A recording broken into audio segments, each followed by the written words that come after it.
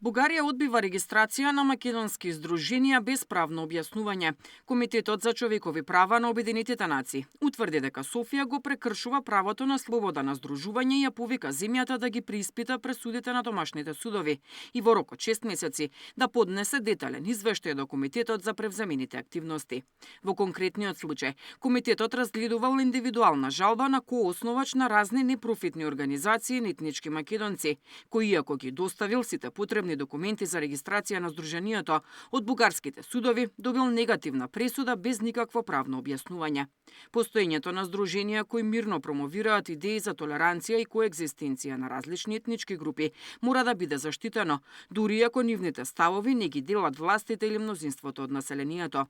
Овој случај исто така ја покажува и клучната улога што игра судството во овозможувањето на остварувањето на правото на слобода на здружување.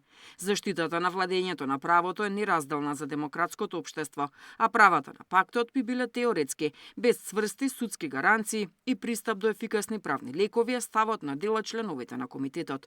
Премиерот Мицкоски вели: ова е уште една потврда на исправните политики кои се водат изминатите речиси 2 години, но не очекува суштинска промена на ставовите на Бугарија без силна реакција од Европската унија.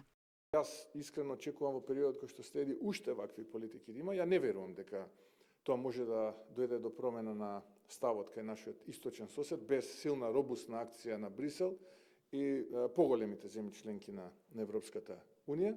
Но она во кое што верувам е дека нашите аргументи се исправни, нашите аргументи од ден на ден се потврдуваат на меѓународната сцена и впрочем, ако го слушавте едно од оние интервјуа на поранешниот председател на Бугарија, господин Радев, а сега кандидат за председател на владата, каде што вели дека тој лично 2 пати ја блокирал Македонија да ги отпочне преговорите, тогаш не се јасно. И секој некој што мисли, и секој некој што се уште верува во приказките дека ако се измени преамбулата на Уставот или ако ја додадеме таа измена во Уставот, тука завршуваат нашите предизвици и нашите маки, се лаже.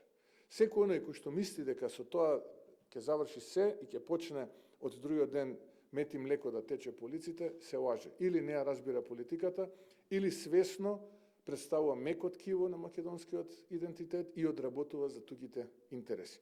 Дека Бугарија неосновано одбива регистрација на македонски здруженија има утврдено и Европскиот суд за човекови права со 14 присуди кои Софија одбива да ги спроведе.